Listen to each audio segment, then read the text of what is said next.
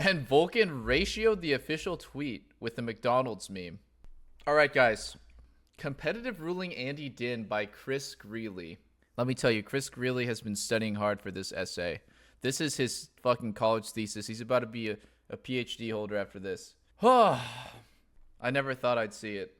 All right, let's go with the TLDRs first. The league believes that there was a pattern and practice of disparaging and bullying behavior exhibited by Andy Din towards TSM players and staff members. Okay, shocking stuff. TSM is fined $75,000. Din must complete sensitivity training and executive training, and Din is on probation for the next 2 years across the Riot ecosystem. And an independent monitor is being appointed to operate a tip line and follow through with regular check-ins with TSM League of Legends players. Holy shit, they have their own mental health tip line. Rip Bozo, baby! Woo! 75K though? I mean, guys, 75K. How many FTX shit coins is that? Like, I have no idea. That must be nothing. That's like one of his like fucking many Bored Ape NFTs. It's a drop in the bucket, exactly. But you know what? It's about the message, okay? It's about the principle of the matter. It's not really about the amount that they got fined. I would love, dude, this is called Content Machine right now. They need to bring all of the film crew into the sensitivity training and executive training and film Andy doing that shit. That's fucking content. He's gonna be fist fighting the instructor on day one. Holy shit, that would literally get like million views insta. He'd be like, what the fuck did you just say? Looking straight up. All right, context. In November 2021, a former TSM player made a series of public allegations against Andy Din, the majority owner of TSM. Who the fuck was this rat? Disgusting, whistleblowing piece of shit. Crybaby. These allegations included accusations of bullying and berating players and staff on TSM, stating that Din's verbal assaults had caused players and staff public humiliation, mental breakdowns, and more. In response to these allegations, additional individuals who are or were associated with TSM came forward with similar accusations through the NA-LCS Players Association. Holy shit, the NA-LCS Players Association is a thing? Oh my god. And they are actually turbo smurfing right now. Like, they are finally clutching up. They are scaling 3 years. Actually, 5 years, I think. I don't even know how many years. They've been around for fucking forever. And they are like level 16 Kassadin right now. They finally scaled to late game and they are like turbo smurfs. As a result of these allegations, we're gathering a storm. The North America League of Legends Championship Series, the LLC, the LCS, retained outside counsel to conduct an independent investigation and report their findings. My goodness, what could these findings be? This competitive ruling reflects those findings, all right? In addition, on May 27, 2022, TSM announced that it had completed an independent investigation of Din, led by TSM's independent director without involvement from Din. We have investigated ourselves and found no wrongdoing. Scurry along, peasants. The final report from that investigation found that there was no unlawful conduct by Mr. Din, but that Din provided feedback to employees, including players, in an aggressive and harsh tone. Potentially even a negative tone. You could even say an unpleasant tone, maybe, perhaps, depending on how you see things. If you're a pussy or not.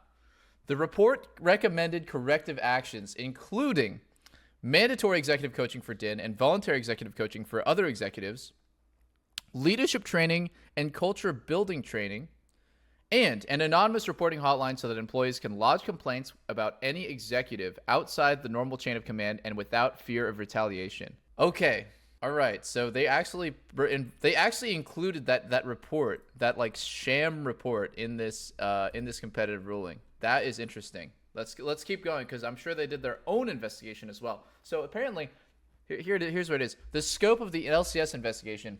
Well, honestly, if it is independent, like if it's LCS, I do think that look, dude, if your boss sets up an independent hotline where you can complain about him, I would be so fucking sus. Like, especially in this economy, like, it is so scary to lose your job because it is not going to be easy. And esports is pretty closed loop. It's a pretty small industry, honestly, especially if you're specifically talking about league. I would be pretty sus. But if the LCS was doing it, like, if that was set up specifically by the LCS, then I'd feel a little bit more confident that that's not going to get back to my boss. An anonymous hotline. Yo, the anonymous hotline, by the way, is actually twitch.tv/doublelift. Okay, you open up the chat and you lodge any complaints you have right there. Nothing leaves, no leaks from this system. All right, so the Team Participation Agreement, the TPA, the Taipei Assassins, which is the contract between each team and the LCS, in conjunction with the official rules of the LCS, set forth the permitted scope of any investigation conducted by the LCS. In this instance, the scope of our investigation was: how serious and pervasive were the actions underlying the reports of Din's treatment of and behaviors towards TSM players and staff? Did Din make disparaging or harassing comments related to the race, national origin, sexual orientation, or any other protected class of any individual or group? Or take actions or make comments that would create an inference that Din discriminated against, sexually harassed, or unlawfully harassed anyone connected with TSM? Ooh. Were there credible reports of other actions by Din, including physical violence, that would give rise to a violation of the TPA or rules?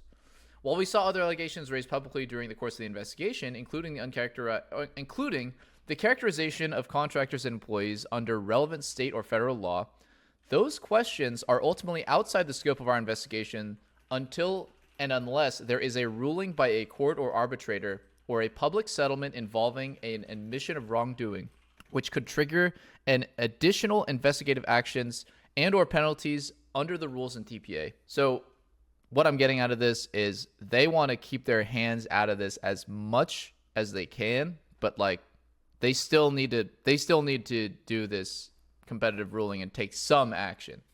But like they don't want to be responsible for looking into the legality of like the operations of one of their teams, because, you know, I can somewhat understand that. Obviously, in a perfect world, you know, the governing body, which is, in a way, the governing body is the LCS, but every one of these teams, including TSM, is way more than just an LCS franchise spot at this point. You know, the LCS franchise spot, that's worth, you know, 10 million, maybe 20 million, somewhere in that ballpark. But, you know, these companies are evaluated potentially at hundreds of millions. And yeah, it's like, if they're going to go to court over this, they're going to go to court. LCS doesn't want anything to do with that. Ultimately, we strive to walk the fine line between protecting our sport and enforcing our rules on the one hand, and adjudicating disputes or replacing courts, arbitrators, or in some cases the police on the other hand. In addition, our review of incidents that occur in a team's ancillary business is generally limited to instances of illegal action or moral turpitude. I always see this term moral turpitude, and I'm guessing it, you know, turpitude probably just means like some sort of transgression, a moral transgression. Let's say turpitude. I've honestly never really... Depravity, wickedness. It's literally always this exact immorality. I see. Acts of moral turpitude. It's always like literally on the Google. Wicked! The investigative process. Holy moly. Let's see how they got these conclusions, guys. Surely Riot Games did not pull this out of their ass. All right, the investigators conducted interviews of 14 individuals, including Din. This included all of the complainants provided by the Players Association, as well as other parties identified during the course of those interviews. In addition, the investigators contacted a number of former TSM employees, players and employees who either did not respond or declined to cooperate with the investigation. The investigators also reviewed certain emails and other electronic communications, as well as public statements and videos. I think we all know what videos that is. Our investigators were aware of the investigation being carried out by TSM's independent investigator. This is like so many three investigation words in the same sentence. And spoke with this individual on several occasions. Rip Bozo, baby! In addition, a small number of interviews with current TSM employees were conducted jointly for the sake of efficiency. Although those individuals were provided with an additional opportunity to speak without TSM's investigator present to ensure they could speak in an open and candid way. Wait, what? A small number of interviews with current TSM employees were conducted jointly. TSM's independent investigator there? What the fuck? If you are sus of TSM's independent investigator and they're conducting it jointly with that person and Riot's investigator there, of course that's going to make them feel a little bit more, like way more nervous and tight-lipped about the situation. That is weird. Yeah, Lena's saying that we heard from some of the people who worked there and were contacted by that investigator. TSM's independent investigator didn't identify himself as that and thought that they were talking to Riot that whole time. Like, he identified himself essentially as like, she identified herself as working with Riot when it was actually TSM's independent investigator. It's just so crazy. Okay, let's keep going. Sorry. Although those interviews, blah, blah, blah, speak in open canon way, we did not provide TSM with visibility on our investigation, did not provide a list of individuals we were speaking to outside of current TSM employees, did not share our notes or final conclusions with TSM, and did not collaborate with TSM on their investigative report or announcement, or on this competitive ruling, outside of the usual advance notice of the ruling we customarily give when issuing rulings. The existence of and a report from TSM's investigation did not influence the findings of our investigation. Okay, so you guys are saying that like that contradicts what I just said, and that doesn't. So Riot is doing their investigation, and they didn't provide their, lips shut about their investigation, their findings, everything that they're putting together for this competitive ruling. They don't tell TSM. That still doesn't justify TSM's independent investigator, like, kind of posing as part of Riot and not telling them that she was actually hired by TSM. And then people coming into that interview, that joint interview, are potentially thinking that they're just talking to Riot when they're talking to someone who's going to send that report back to TSM. Yeah. Some people who participate are current employees. That actually is noted here.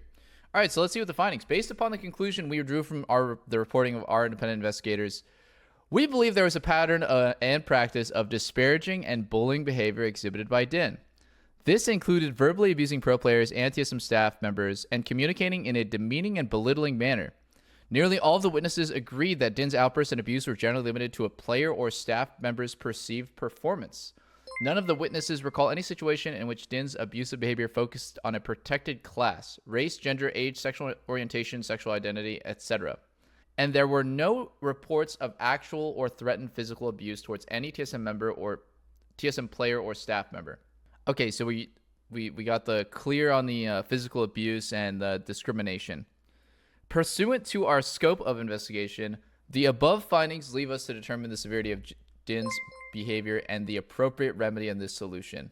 Gulag. Oh shit, this is funny.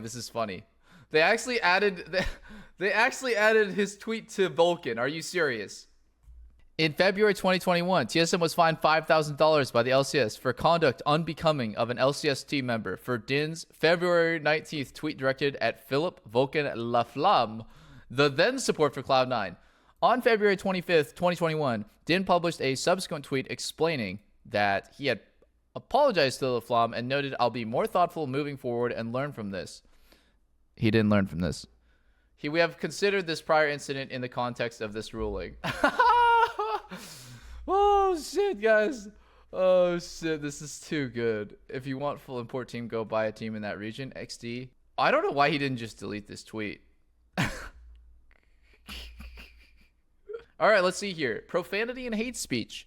A team member may not use language that is obscene, foul, vulgar, insulting, threatening, abusive, libelous, slanderous, defamatory, or otherwise offensive or objectionable, or promote or incite hatred or discriminatory conduct. Wow, that was like a fucking Eminem rap. Like, these words are so cool. I mean the meaning is not cool, but like, yeah, I feel like a badass reading that out. Harassment is forbidden. Wicked. Harassment is defined as systematic, hostile, and repeated acts taking place over a considerable period of time, or a singular egregious instance which is/are intended to isolate or ostracize a person and or affect the dignity of the person. Oh, dude, I don't think that Andy has ever given a single shit about another person's dignity in his life. Humiliation in front of other coworkers and in the workplace is like fucking breathing for him. The rules are applicable to Din as a team owner, which classifies him as a team member, and he has violated these rules. Okay. In addition, under the terms of the team participation agreement between the LCS and TSM, the team agreed to both manage and operate the team in a professional manner in accordance with the highest standards in the esports industry. Wow. Those are some low standards, boys. And to ensure the team members provide their services in a professional manner and in accordance with the standards and rules, blah, blah, blah, blah, blah, blah. Okay. For the purposes of LCS penalty index, the LCS has no basis upon which to determine how many instances of abusive and harassing conduct took place. As such, our outcome will draw from, but deviate from, the penalty index. Holy shit. There's a penalty index. I had no idea. TSM is fined $75K, which represents 3 times the maximum fine for conduct unbecoming of an LCS member, to reflect the lengthy multi-year pattern we believe existed. This fine will be donated by the LCS to an appropriate charity focused on anti-bullying and or mental health, selected in conjunction with the Players Association. In addition, TSM is required to provide evidence within 60 days that Din has completed sensitivity training and executive training. How are they even going to find this? Are they just going to Google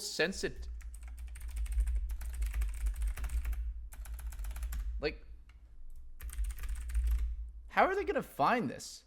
Use the Google sensitivity training? Sensitivity training focuses on making employees more aware of their attitudes and behavior towards others. This includes people who are different in race, color, gender, religion, age, ability, sexual orientation, ethnicity, and other categories. Oh my god. Yo, how much we talking right now? Crazy. Right over here, a few of our satisfied customers, TSM is going to make it. Add it to the list. All right, so he has to do this. Like I said, that's a golden content opportunity. You're actually totally griefing if you don't film that. The training must be like oh my god, the title would be so insane. Our CEO flunks out of sensitivity training. The training must be provided by a third party that is unaffiliated with TSM. To ensure the training provider is qualified, TSM must pre-submit the provider to the league for approval, including evidence of qualifications such as educational certificates, training, and experience. Through the imposition of these training sessions, we expect that Din will learn more constructive ways to provide feedback to his employees and players. Lena's saying that she had to argue with him for over an hour about why it's not okay to tweet draft diff after Bjergsen was coaching them in playoffs and they lost a series or like a game. So funny, man. Finally, Din is being placed on probation for the next 2 years. I think that's the biggest one. I think that's actually the biggest one. Like, the fact that he's on probation for 2 years is way more of a slap in the face than getting fined $75K. Straight up. Like, this could be like $300K. And I think, like, that would be a fuck ton of money, but, like, it still wouldn't be as valuable as, like, putting this guy on probation. TSM and Din have committed themselves to a culture shift within their organization, and we want to provide space for that positive shift to occur. However, we also want to ensure that should that shift not occur, the consequences within Riot ecosystem are clear. Any finding by the LCS or any other Riot governing body that Din has violated our rules during this probation period will bring severely enhanced penalties. In order to ensure compliance with our rules during Din's probation, an independent monitor appointed by Riot will operate the tip line. Okay, so employees can operate anonymously instances of abusive conduct by him. And through the PA, the monitor will check in with current TSM league players, report any potential rule violations to the league for follow-up.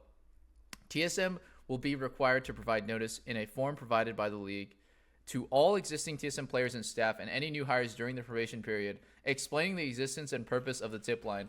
How fucking humiliating is that? Holy shit. That is crazy. You sign up to join TSM and you get a sheet that says, yo, your CEO is a known asshole and terrible person.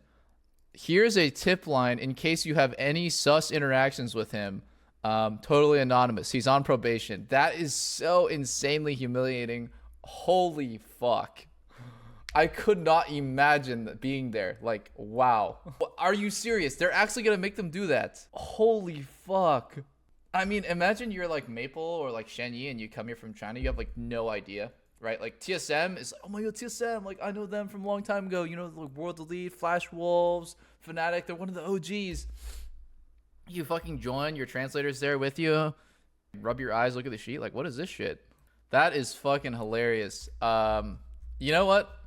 I think this is a satisfactory conclusion to all this. And, you know, before we do the Rip Bozo send-off, I just got to say, I have one last story that I want to tell you guys, and I find it to be absolutely... It's a story that I wish I had told earlier, but I just kind of recently got reminded of it. Okay, so one of the assistant coaches back when I was on the team, I'm not going to say his or her name, but one of the assistant coaches at a certain point got the nickname. One of the assistant coaches back when I was on the team, I'm not going to say his or her name. One of the assistant coaches at a certain point got the nickname. Actually, It's a guy. He got the nickname Banana Man, and we all called this person Banana Man. And like, I never really understood why. I thought it was a funny name. Like, we call him Banana Man. No idea. It just sounds funny, right? And at a certain point, he came and told us exactly how he got that nickname. Okay? So he got this nickname because he was the assistant coach, and he would basically do a lot of the tasks that just help out the team. Like, so he'd bring us snacks. And a lot of the players on the team, like Soren, a bunch of others, liked eating bananas. So he would constantly bring bananas. And we all appreciated him. We liked him. We appreciated him, not just for that, but for all of his contributions to the team as a coach. One day he got into an argument with Andy, and Andy said, "I don't even know why you're here. You're the most useless coach I've ever seen. All you're good for is bringing the players bananas." And ever since then, Andy called him Banana Man to his face. And then because he did it, all of us thought it was like some sort of inside joke and like funny nickname. Yeah, Reggie actually said that to the assistant coach. Like, "I don't know why you're here. Like, I should just fire you right now. You're the most useless coach." Like, I remember this distinctly. He was like, "You're the most useless coach I've ever seen. Yep. Like, you're only good for bringing the players bananas." And so every time, like, after that, I was like, holy shit, do you want us to stop?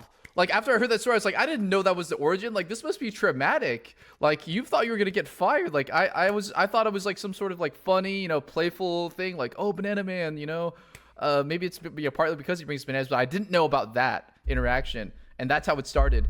And he was like, "No, at this point, you know, it is just kind of funny. You know, I can just shrug it off." But yeah, it was pretty sad for a while.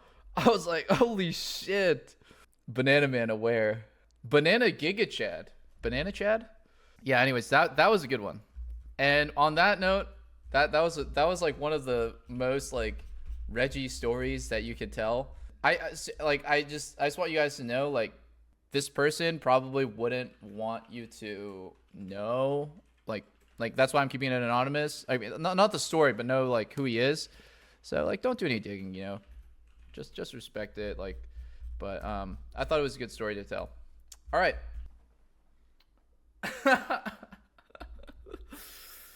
Oh shit, this is so good. Actually, I should have brought a cigar. Fuck, I need to buy a cigar. I need to buy a cigar so I can do it IRL. Ah, so good, so good. All right, thank you guys. Hotshot tweeted about me. He tweeted, "Doublelift cures my trauma. Not even Faker can do that. Goat." Retweet.